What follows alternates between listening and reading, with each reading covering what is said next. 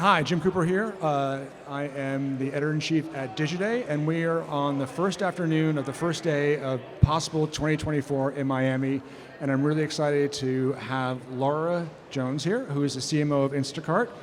Welcome, Laura. So great to see you. Thanks for having me. So when you're looking out over these next 2 days, what do you think the most important conversations you'll have when you're talking about Instacart going forward into the future? Yeah, for us, I think the most important conversations will be partnership conversations. What I love about this forum is we have retailers that we partner with here, we have advertisers that we partner with here, all of the media networks are here, and of course we're a four-sided marketplace, so we have customers really on all sides and partnerships on all sides. So really excited to kind of take the theme and explore what's possible. So how's the definition of partnership evolved in the commerce space? Like what are those conversations like, and what's driving progress? Obviously, for the past few years, retail media networks have been a huge topic of conversation, and for us, and we've really, I think this year made some strides forward, especially when we think about the power of data and our first-party data, and really now taking this beyond just the idea of a retail media network to retail-powered media. And so thinking about how can we leverage our data off-platform as well. So that can look like partnering with some of our CPGs to buy Google Shopping ads, using our data, converting on our platform, and helping them capture terms that would otherwise go uncaptured because they don't fulfill themselves directly. And really also from a consumer standpoint, having the benefit of that then getting into their hands in under 30 minutes. So a really exciting proposition on both the CPG and the consumer side, the idea to go from a search term for a product you might want to buy to having it physically with you and enjoying that within 30 minutes. And then also using our data with partners like Roku and the Trade Desk and letting different brands buy against our audiences. So what have been some of the early learning moments off platform? Like what have you learned so far? I think we really see the power of our data, and just when you think about the number of different products that people are buying on the platform, and specifically the fact that we tend to be the destination for the weekly shop. So it's not just a late night, let me grab a snack. It's a broad and complete shop that's powering an entire household. So we're not just getting kind of one slice of an impulse buy, we're getting kind of visibility into the total weekly shop, and then of course also the impulse buys and also those kind of other vertical buys outside of traditional grocery categories.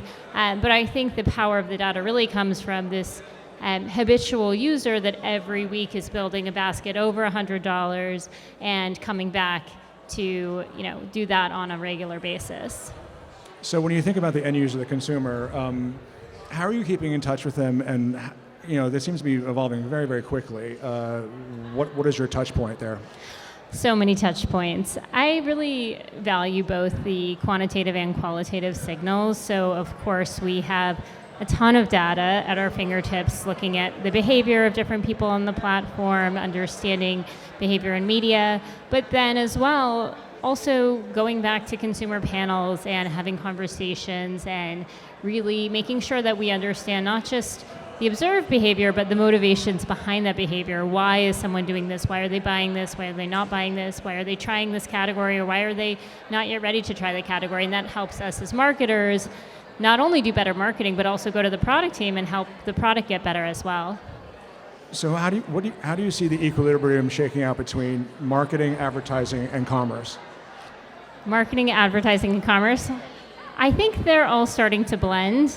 I think if you look around this conference, many people are marketers, advertisers, and in the commerce space, myself included. And actually, I think that's what's so interesting is that we're all, as companies, now wearing a lot of different hats. And I think it will make us better, right? Because now we're all going to have a deeper understanding of what it takes to build a great ad network, how we think about incrementality, how we think about shaping behavior. So I think the conversations are getting elevated because we are all starting to speak the same language, and there's just such convergence happening, frankly. So you had mentioned before that you're sitting on a huge mountain of data. There are obviously privacy concerns. You have to be very, very careful with that data. But at this conference, we're talking a lot about AI. Is there a safe solution that you can use AI to help you deal with that gigantic mountain of data in a brand safe way? Yeah, I mean, I think as long as we're talking about data that's aggregated, that's protected, that's kept in a specific environment and not put into models that you don't know where it's going to end up, there's a ton of power in it. So I think safety has to be first and foremost. And once you've established, okay, how do I keep this data protected? How do I keep it anonymized and aggregated? Then there's incredible insights that you can pull out of it. So for us, one way that comes to life is understanding complementary products. And so we see all these interesting correlations, like people who buy diapers are also more likely to buy trail mix or jerky products. Now, if I told you people who are likely to buy diapers are also likely to buy wipes, you'd be like, duh, of course. But I actually could not have guessed or would have not have thought to even run that query to look at the correlation between, the diapers and the trail mix. But now we're seeing through the power of data these insights kind of getting surfaced proactively that then give us a clue to behavior that we weren't even aware of. And on the consumer side, that helps us make better recommendations. On the shopper side, it helps us make better decisions if something's out of stock. We can understand what is going to be the most likely solution that the consumer is going to really value and appreciate. So I think we're just starting to scratch the tip of the iceberg here of where this can take us. But of course, and also incredibly important to remember that this is a new technology, it's incredibly powerful, and we have to approach it with a safety-first mindset. Okay, great. Laura Jones is CMO of Instacart. Laura, thanks so much for taking the time. Appreciate it. Thank you.